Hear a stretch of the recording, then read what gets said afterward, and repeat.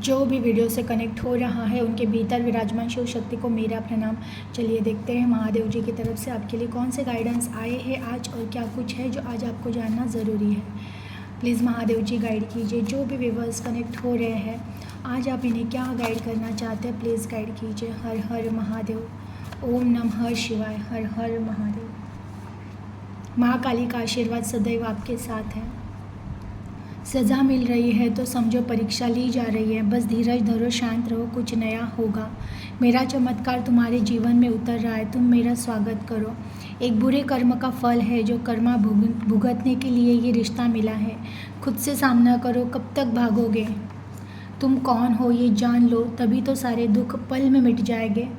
बहुत प्यारे मैसेज आए हैं और देखिए आज जो भी कनेक्ट हुआ है सबसे पहले माँ काली का आशीर्वाद आपको मिल रहा है। आप प्रोटेक्टेड हो, बिल्कुल भी माँ काली का आशीर्वाद जिनको मिल जाता है वो ऑलरेडी प्रोटेक्टेड होता है। तो आपको अब जीवन से या किसी भी चीज़ से डरने की ज़रूरत नहीं है, क्योंकि माँ की शरण में जो चले जाता है, जिनको माँ चुन लेती है, उनका जीवन कठिनाइयों से धीरे धीरे बाहर निकलता है। उनके सही रास्ते पे हम मीन्स आत्मा का जो सही रास्ता है वहाँ पर हम चलना स्टार्ट करते हैं।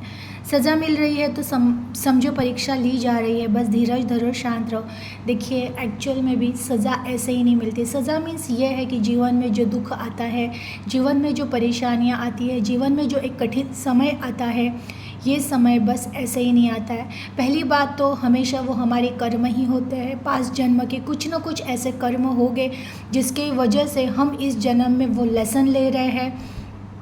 उन चीज़ों से हमें सीखना है।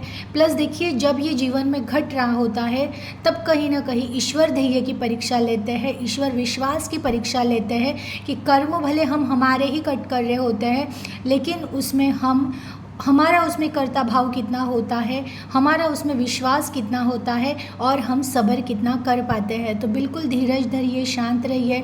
जो भी सज़ा मिल रही है एक तरह से वो कर्मा भी आपके बैलेंस हो रहे, प्लस ईश्वर भी आपको देख रहे हैं कि आप विश्वास कितना कर सकते हो खुद पर और ईश्वर पर, और आप सब्र कितना कर सकते हो। मेरा चमत्कार तुम्हारे जीवन में उतर रहा है, मेरा स्वागत करो। आप जो भी कनेक्ट हुए हो, देखिए पहला तो मैसेज माँ काली का था कि उनका आशीर्वाद आपको मिल रहा है, प्लस शिव जी का भी ये आशीर्वाद है कि आप उनके चमत्कार आपके जीवन में उतर रहे हैं, आपको उनका स्वागत करना है। हो सकता है कुछ नया जीवन में आपके हो रहा है, जो कुछ भी हो रहा है उन चीज़ों को भगवान का आशीर्वाद, ईश्वर का आशीर्वाद या चमत्कार समझकर स्वीकार करो। एक बुरे कर्म का फल है जो कर्मा भुगतने के लिए ये रिश्ता मिला था। देखिए ये सबके लिए नहीं होगा, लेकिन देखिए कुछ लोगों को किसी रिश्ते की वजह से बहुत हर्ट हुआ है। डे बाय डे आपने उस रिश्ते की वजह से खुद को खोया पाया है।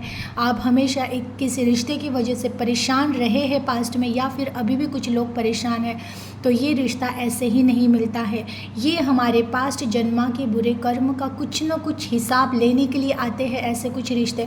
तो अगर कोई रिश्ता आपको दुख दे रहा है, तकलीफ़ें दे रहा है, तो ये समझ जाइएगा कि वो बस अपने कर्म बैलेंस कर रहा है, क्योंकि जब कर्म बैलेंस हो जाएंगे तो वो रिश्ता भी जीवन से वैसे ही चला जाएगा। तो किसी रिश्ते के लिए अब और ज़्यादा परेशान मत होइएगा, उसको अलर्ट होकर देखिएगा, प्रैक्टिकल होकर देखिएगा, विवेक बुद्धि से देखिएगा कि आज नहीं तो कल कर्मा बैलेंस होने के बाद या तो वो रिश्ता बदल जाएगा या फिर वो रिश्ता हमारे जीवन से ही चला जाएगा। खुद से सामना करो, कब तक भागोगे। देखिए सबके लिए नहीं होगा, लेकिन कुछ लोग हैं ना थक जाते हैं, जीवन से डर जाते हैं कि अब वो ना जीवन में कोई सपना ही नहीं देखना चाहते, किसी पर ट्रस्ट ही नहीं करना चाहते। तो आपको अब ऐसे भी नहीं रहना है। जीवन तो जीना पड़ेगा, आपको हर चीज़ का सामना करना पड़ेगा, खुद को फेस करना पड़ेगा।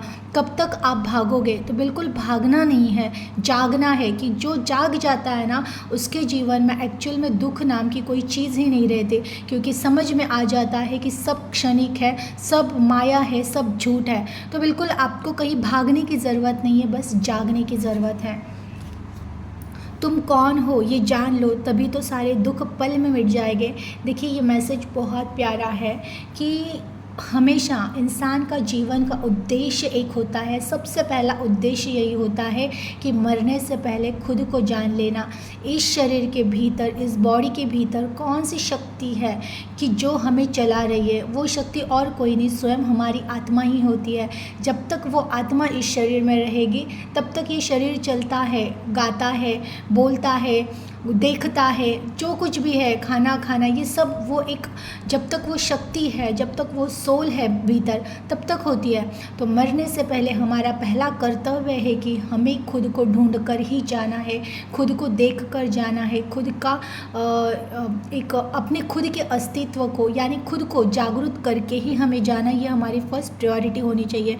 तो और प्लस अगर आपको लगता है कि आपके जीवन में दुखों का अंत हो जाए, तो उन दुखों के अंत के लिए भी यही शर्त है कि खुद को जान जाओ, खुद जाग जाओ, तो ये सारे दुख वैसे ही मिट जाएंगे। एनर्जी को क्लेम कीजिएगा, अपना ख्याल रखिएगा। हर हर महादेव।